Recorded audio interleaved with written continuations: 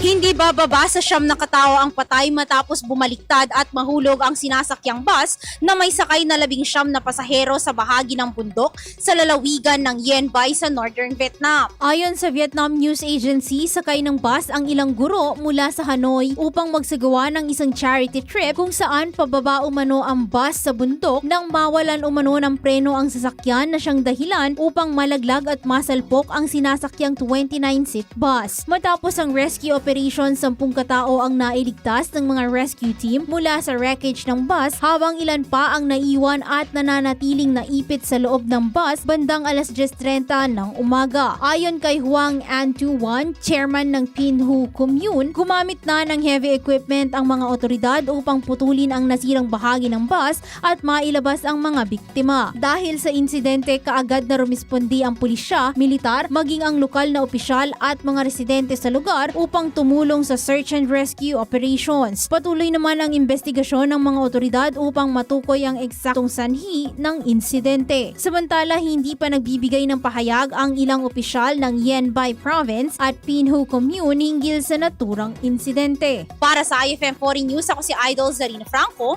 Idol! IFM News.